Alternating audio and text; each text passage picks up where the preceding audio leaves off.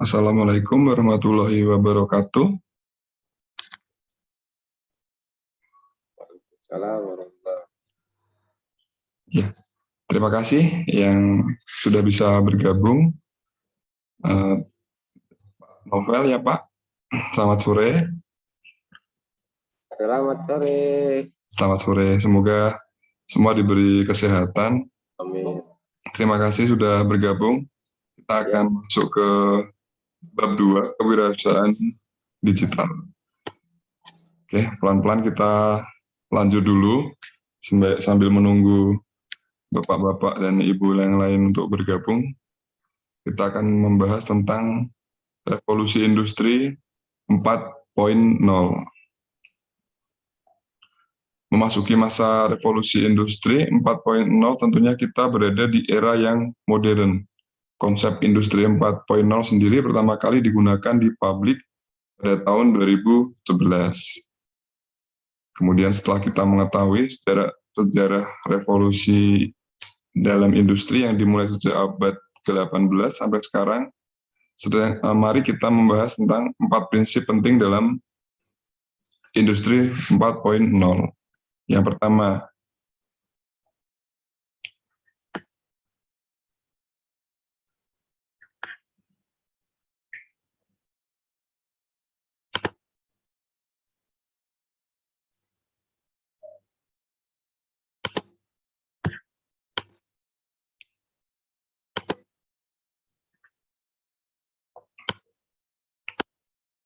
baik, kita lanjutkan. Yang pertama adalah interkoneksi atau interconnection.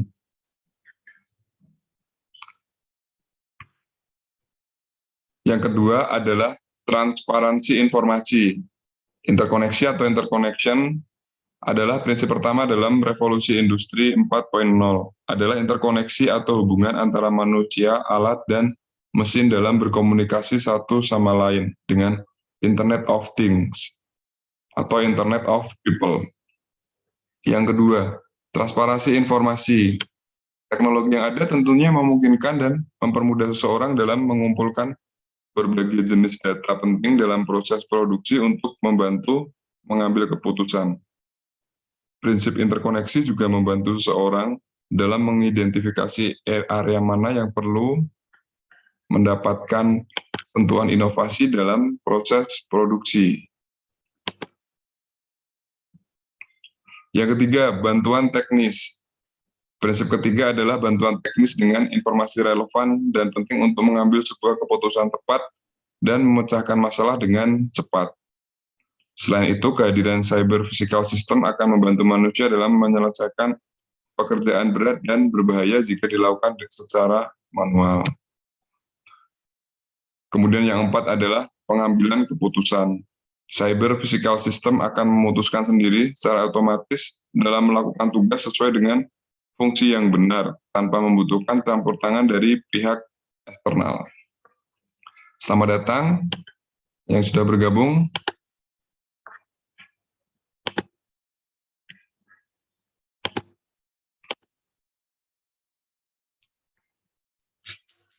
Kita lanjutkan. Industri 4.0 tentunya diharapkan untuk dapat mengoptimalkan produksi karena memberikan keuntungan bagi perusahaan dan lebih efisien waktu. Hal ini tentunya sangat berpengaruh bagi industri yang mengandalkan peralatan-peralatan manufaktur yang mahal. Ada beberapa manfaat terjadinya revolusi industri 4.0. Yang pertama, memiliki potensi untuk memberdayakan individu serta masyarakat. Yang kedua, minim risiko human error. Yang ketiga, meningkatnya efisiensi produktivitas pada proses produksi. Yang keempat, data yang terhubung ke cloud computing terjamin keamanannya. Nah, poin keempat ini relatif ya. Untuk masalah keamanan kita abaikan dulu.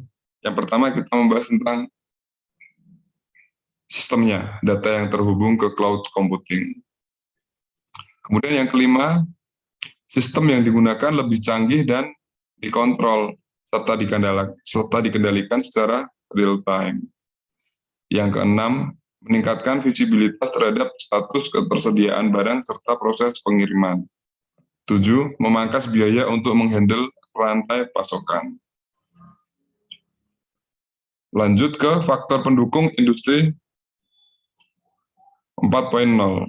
Yang pertama, Internet of Things. Yang kedua, Big Data.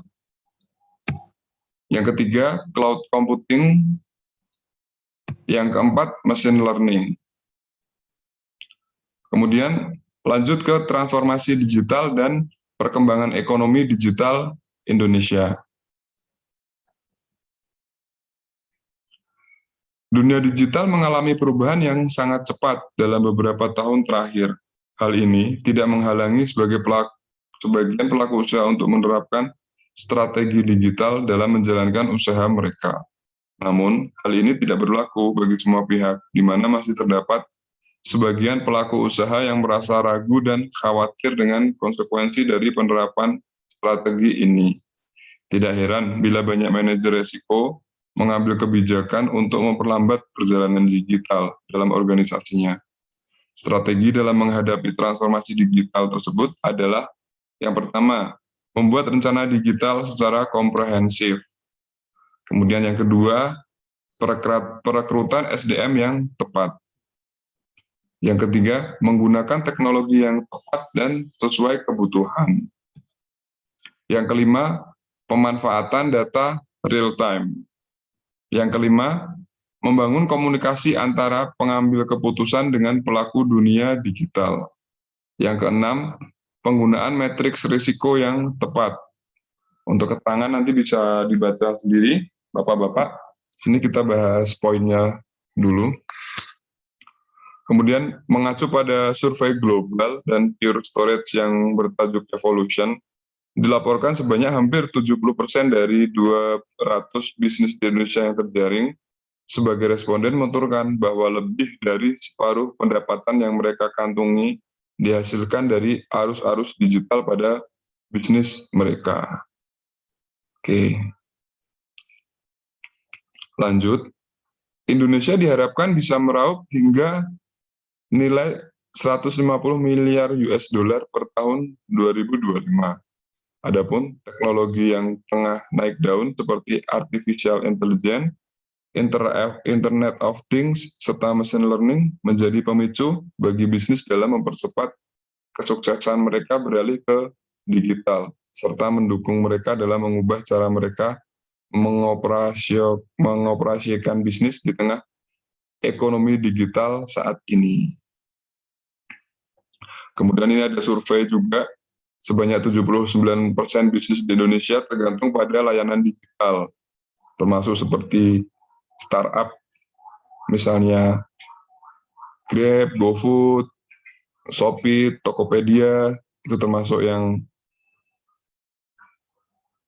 bisnis yang bergantung pada layanan digital.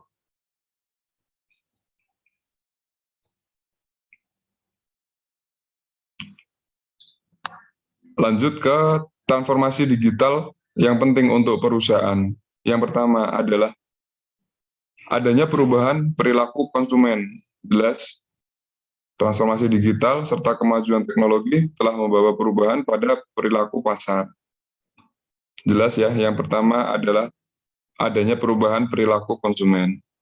Kemudian yang kedua, meningkatkan kepuasan pelanggan. Yang ketiga, lebih menghemat waktu dan biaya. Kita lanjutkan, mengaplikasikan teknologi digital juga memungkinkan bisnis kecil menjangkau target pasar yang luas. Jika sebelumnya pemasaran dilakukan dengan membayar iklan di TV, radio, atau media cetak, kini pemasaran dapat dilakukan secara online. Dengan membangun sebuah website, bisnis kecil pun juga memiliki kesempatan untuk memasarkan layanannya ke seluruh wilayah Indonesia. Selamat datang yang sudah bergabung. Ya, selamat sore Pak, mohon izin. Sore Pak, terima kasih yang sudah bergabung. Kita lanjutkan. Saat ini kita telah memasuki dunia digital. Segala hal memungkinkan dapat dikendalikan dari segala tempat melalui jaringan internet dengan perangkat gadget, atau smartphone. Hal itu semakin memudahkan mobilitas manusia dalam berkegiatan sehari-hari, termasuk dalam dunia bisnis, khususnya dalam bidang ekonomi kreatif. Sehingga fenomena ini semakin mengukuhkan dunia menuju arah ekonomi digital. Misalnya secara sederhana, kita mengenal email, website, pengelolaan produk secara online, serta transaksi online. Peluang yang begitu menantang ini telah mengantarkan Indonesia ke pintu persaingan ekonomi. Nanti bisa dilanjutkan narasinya. Kemudian kita lanjut ke ekosistem ekonomi digital atau infrastruktur SDM dan permodalan.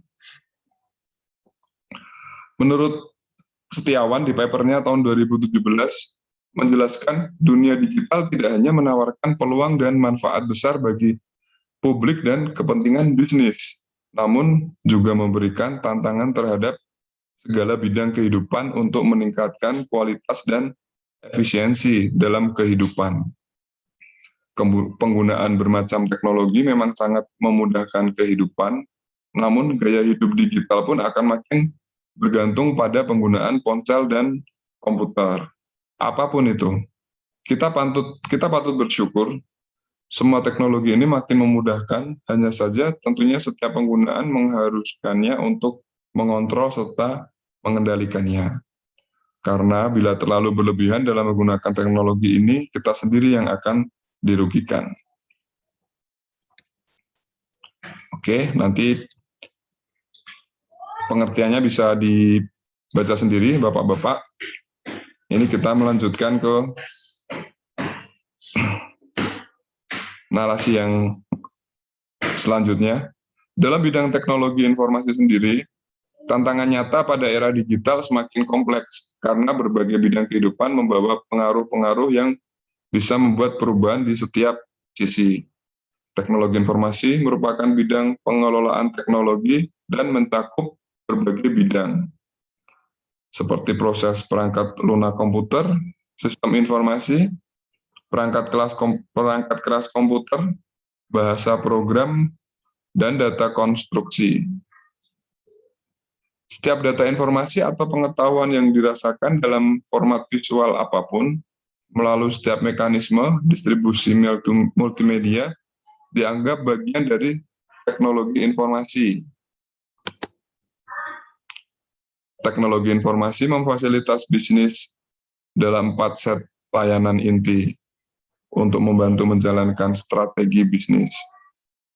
Proses bisnis otomatisasi, memberikan informasi, menghubungkan dengan pelanggan, dan alat-alat produktivitas. Tantangan dalam bidang teknologi informasi sangat banyak, seperti memecahkan suatu masalah, membuka kreativitas, meningkatkan efektivitas dan efisiensi dalam melakukan pekerjaan.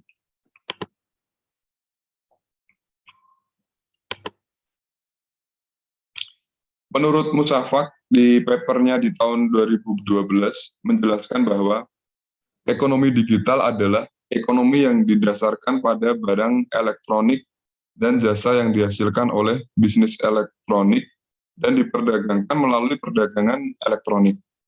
Artinya apa? Bisnis dengan produksi elektronik dan proses manajemen dan berinteraksi dengan mitra dan pelanggan dan melakukan transaksi melalui internet dan web teknologi. Kemudian dijelaskan juga definisi digital ekonomi versi Encarta Dictionary adalah business transaction on the internet, the marketplace that exists on the internet.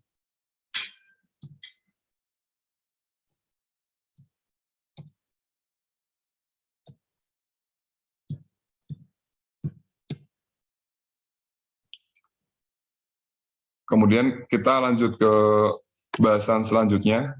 Jadi di paper ini yang saya kirim ke Bapak-Bapak dan Ibu, yang saya coret merah itu nanti bisa dibaca sendiri, kemudian dipahamin untuk dicari contoh-contohnya di beberapa paper yang lain.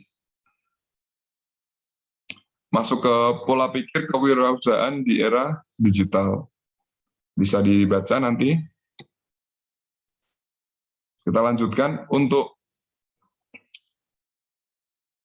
hal ini, pada tahun 2018, Life Changer Alliance, keuntungan lain dalam berwirausaha di usia muda adalah begitu dekat dengan teknologi terkini.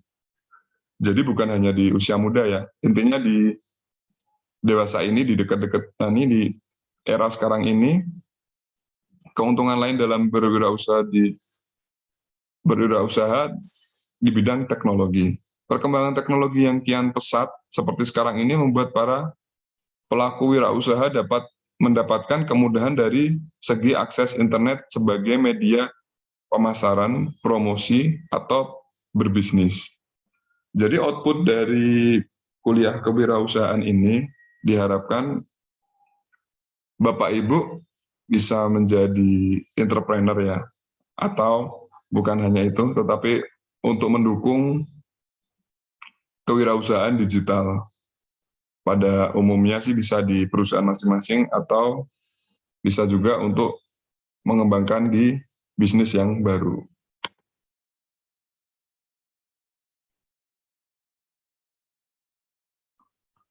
Oke, Pak Novel ini nanti jam 16.30 izin ke laut. Oke, boleh, nggak apa-apa Pak. Nanti, Pak. iya, nggak apa-apa Bapak. Terima kasih. Siap. Nanti Sama-sama Pak. kita Makasih, Pak. rekod, ya kita rekod bisa dilihat kembali. Tidak apa-apa. Siap Pak, siap. Makasih. Ya.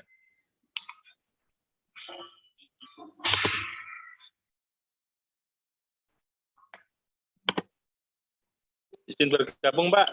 Ya, terima kasih Bapak sudah bergabung. Silahkan.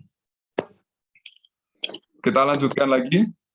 Perkembangan teknologi yang kian pesat seperti sekarang ini membuat para pelaku wirausaha dapat mendapatkan kemudahan dari segi akses internet sebagai media pemasarannya, promosi atau berbisnis. Bahkan, wirausaha dengan memanfaatkan bisnis daring semakin jamak dilakukan, seperti membuka toko daring, menjual jasa SEO, Search Engine Optimization, dan SEM, Search Engine Marketing. Kemudian freelance writer, dan masih banyak lagi. SEO adalah meningkatkan peringkat website atau marketplace atau konten kita di internet. Jadi dengan adanya SEO kita bisa meningkatkan penjualan atau konten kita di internet. Ada beberapa macam SEO. Untuk lebih jelasnya nanti bisa di browsing Bapak-Bapak untuk teknik SEO sendiri. Kita lanjutkan. Oke, ini menarik. Entrepreneur sukses memiliki beberapa karakteristik.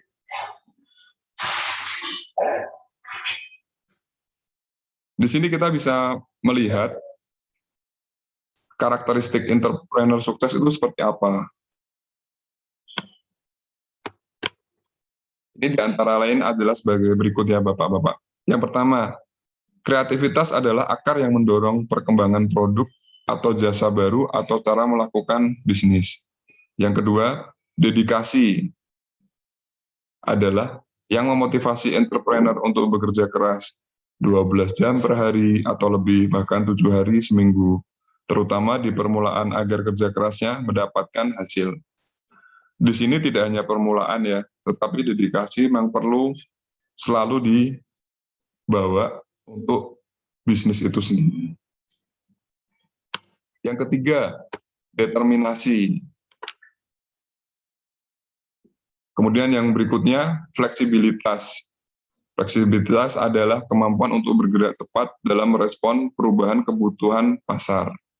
Nah, di sini diperlukan kemampuan untuk bergerak cepat dalam merespon perubahan kebutuhan pasar. Karena kebutuhan di tahun ini belum tentu sama dengan kebutuhan di tahun berikutnya atau beberapa tahun yang lalu. Jadi di sini diperlukan fleksibilitas seorang entrepreneur. Kemudian yang berikutnya adalah kepemimpinan, itu pasti. Kemudian yang berikutnya gairah, kepercayaan diri, dan yang kesembilan ini cerdas, terdiri dari akal sehat yang tergabung dengan pengetahuan atau pengalaman di dalam bisnis yang berhubungan.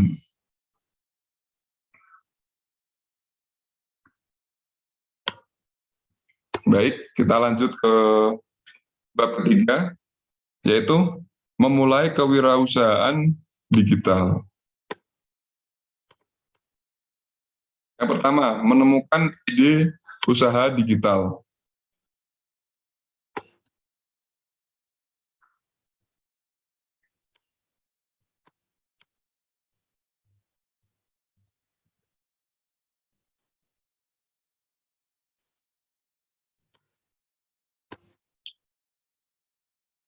Untuk yang ke-1 adalah tahap penemuan ide digital entrepreneurship. Digital entrepreneurship harus memulai usaha dengan ide yang inovatif dan bersaing. Jadi tidak hanya digital entrepreneurship ya, semua kewirausahaan diharapkan memiliki ide yang inovatif dan bersaing. Tahap awal digital entrepreneurship wajib menemukan ide bisnis, produk, dan jasa tepat dan bagus. Ide bisa ditemukan dari lingkungan terdekat digital entrepreneur dengan mengaksesmen kebutuhan dan keinginan atau hasrat orang-orang atau digital entrepreneur sendiri pada produk atau jasa yang sulit dicari atau didapat. Yang kedua, memanfaatkan celah atau peluang bisnis saat ini. Tren bisnis berbasis teknologi internet harus menjadi peluang untuk memulai digital entrepreneur yang menguntungkan dengan modal yang minim. Kemudian yang ketiga, memiliki motivasi tinggi di dalam bisnis itu sendiri ya. Menjadi wirausahawan atau pebisnis generasi milenial merupakan mindset tersendiri untuk dapat sukses dalam bisnis digital secara penuh dan terlibat langsung merasakan atmosfer kegiatan bisnis itu sendiri. Menurut Scott Gerber di papernya tahun 2020, ada 10 hal penting yang mesti diketahui oleh seorang wirausahawan yang baru memulai usahanya. Yang pertama, pilihan produk atau jasa atau pasar tertentu. Fokus pada lini produk atau jasa dan segmen pasar tertentu harus bijaksana untuk mengambil satu peluang terbaik dari semua peluang bisnis yang ada. Yang kedua, kompetensi digital. Digital entrepreneurship harus memahami kemampuan yang dimiliki. Kemampuan atau pengetahuan akan mempengaruhi pada ide bisnis dan apa yang akan dilakukan. Terutama, skill menguasai teknologi digital. Keberhasilan usaha digital yang dibangun untuk kekuatan dan menguasai teknologi akan memiliki kesempatan untuk membangun usaha digital. Kemudian C, kemampuan membuat dan menguasai konsep bisnis digital. Bisnis digital bisa dimulai dengan konsep bisnis yang jelas dan dapat diimplementasikan. Menguasai konsep bisnis sangat penting sebagai dasar membangun bisnis digital dengan modal kecil maupun bantuan investor atau kerjasama dengan pihak lain. Konsep bisnis yang dipahami, arah perkembangan bisnis yang akan dilakukan dalam paparan perencanaan bisnis digital akan memiliki kesempatan bisnis menarik investasi dan membuat konsumen juga tertarik pada produk atau jasa yang ditawarkan melalui internet atau pengusaha digital. Selamat datang.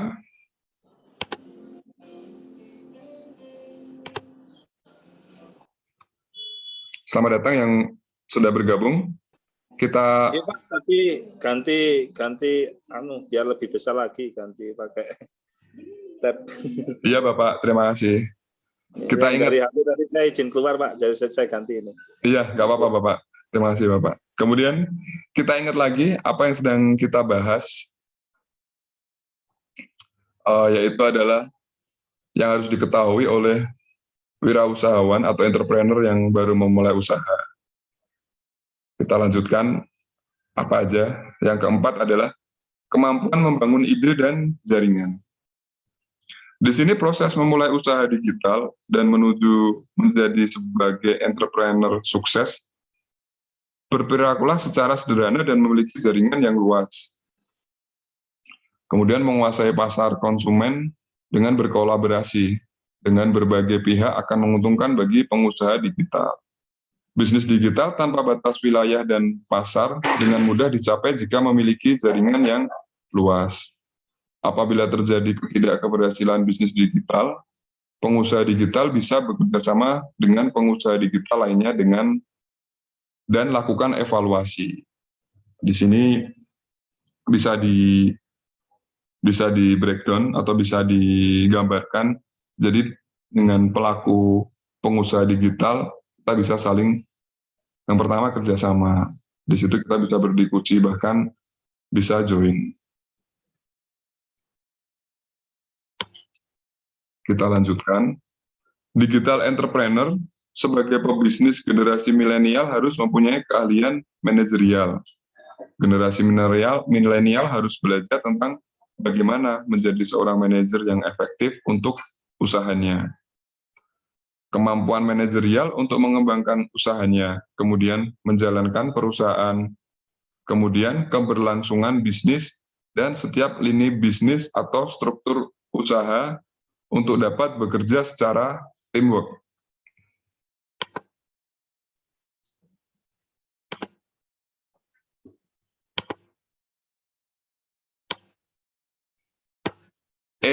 Merubah pola pikir. Perubahan pola pikir, digital entrepreneur harus mempunyai ambisi, inovasi, keberanian, dan pengambilan keputusan. Memiliki ambisi untuk mencapai hal tertentu di masa depan dan mewujudkan capaian bisnis. Digital entrepreneur harus terus berinovasi untuk mencapai tujuan bisnis. Digital entrepreneur dengan keberanian dan kepercayaan diri berbisnis akan memberikan pebisnis meraih keberhasilan.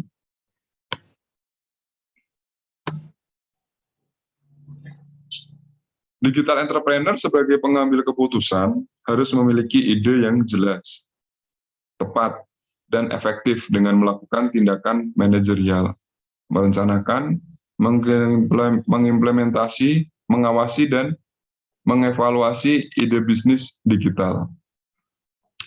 Tetapi sebagai generasi milenial digital entrepreneur,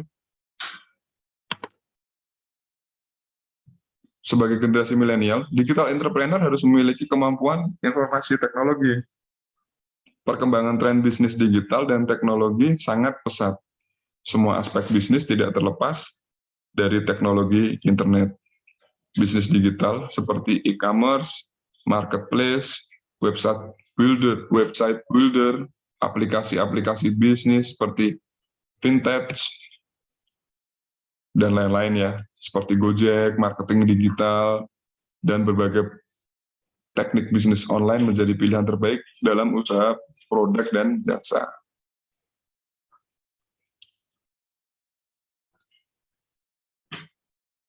Kemudian kita lanjutkan cara sukses membangun digital entrepreneur. A.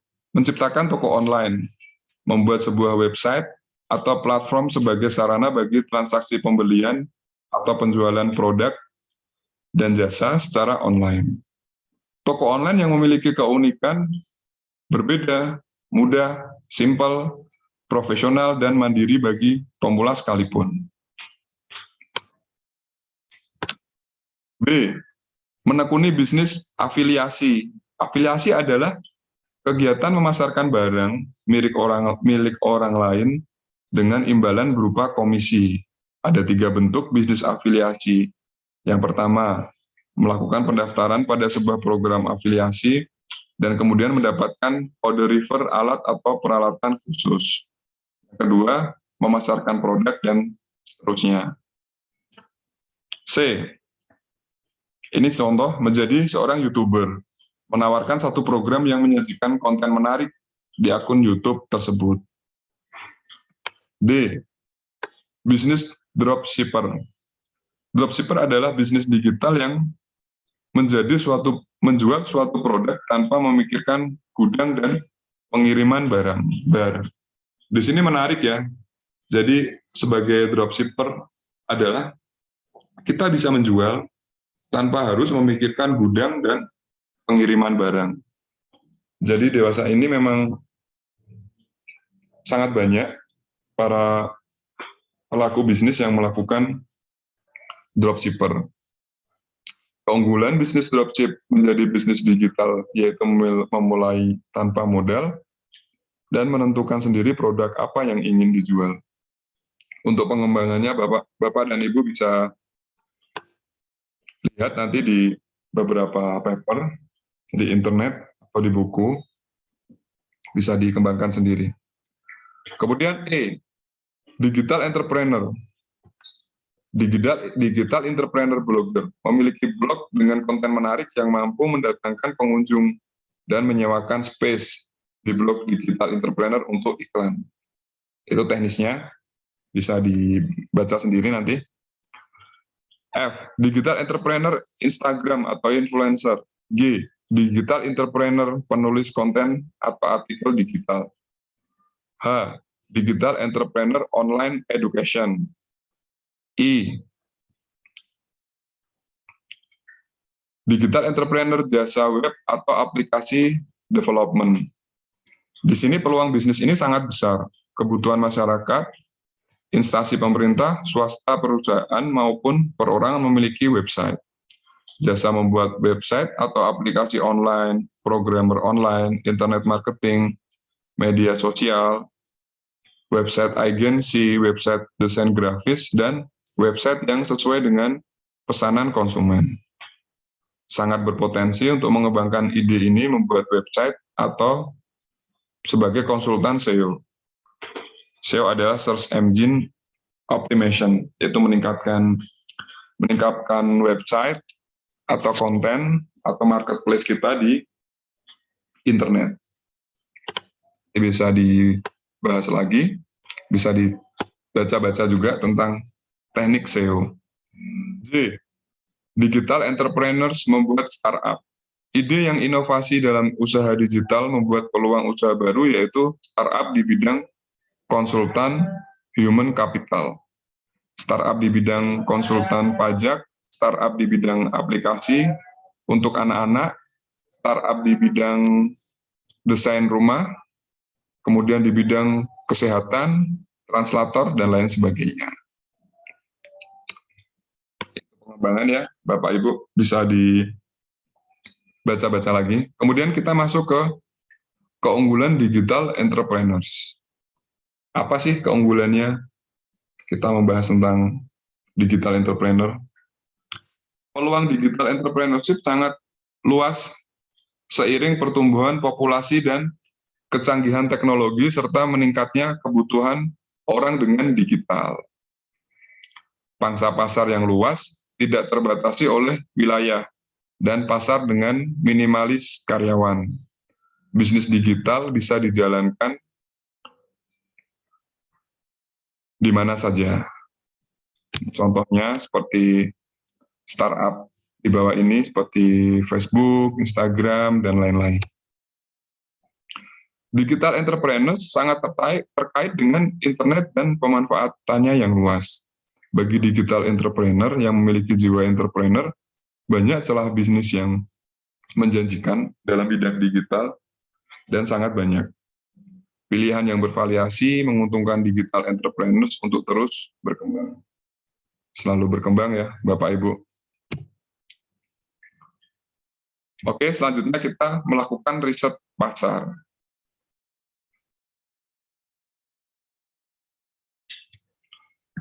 Salah satu persiapan yang sangat penting bagi digital entrepreneur sebelum menjalankan bisnis adalah melakukan riset pasar atau riset pemasaran. Riset pasar adalah kegiatan yang dilakukan pebisnis untuk mengumpulkan dan menganalisis berbagai informasi atau data yang berguna terkait masyarakat yang akan menjadi target bisnis digital entrepreneur. Digital entrepreneur perlu melakukan riset pasar untuk mengetahui hal penting sebelum memulai bisnis. Sebelum bisnis digital entrepreneur dimulai, pelaku bisnis membutuhkan persiapan matang dan waktu. Jelas. Setelah melakukan riset pasar, digital entrepreneurs akan lebih fokus dan inovatif untuk menemukan ide serta menyusun rencana bisnis digital dalam jangka pendek, menengah, maupun panjang. Digital entrepreneurs dalam proses mencari ide, mengimplementasikan ide, dan mengembangkan usaha digital memerlukan riset pasar. Riset pasar penting untuk memulai usaha karena riset pasar efektif mengetahui kebutuhan dan keinginan konsumen, segmentasi pasar, atau pasar sasaran. Kemudian mencari tahu berbagai peluang pasar hingga preferensi konsumen. Itu tadi ada di paper Schiffman ya, tahun 2010. Kemudian kita masuk ke strategi riset pasar. Strategi melakukan riset pasar yaitu memiliki percakapan singkat dengan kontak yang merupakan bagian dari target pasar digital entrepreneur. Memanfaatkan website atau media sosial. Media sosial yang relevan dengan target pasar, seperti Facebook dan lain-lain. Kemudian, media sosial dapat memberikan dan membantu menyediakan informasi secara mudah ya. Di sini bukan gratis tetapi mudah. Kemudian target pelanggan online, grup, dan promosi. Riset pasar digital entrepreneurs mengumpulkan data riset umumnya menggunakan survei, FGD, wawancara, atau memberikan kuesioner online kepada konsumen yang menjadi target sasaran digital entrepreneurs untuk mengetes produk atau pelayanan hingga menentukan strategi bisnis yang akan dijalankan. Jadi, strategi riset ada bermacam-macam dan bervariasi. Ditentukan aja Bapak dan Ibu untuk strateginya akan seperti apa, seperti FGD, kemudian survei, diskusi, wawancara, dan lain sebagainya.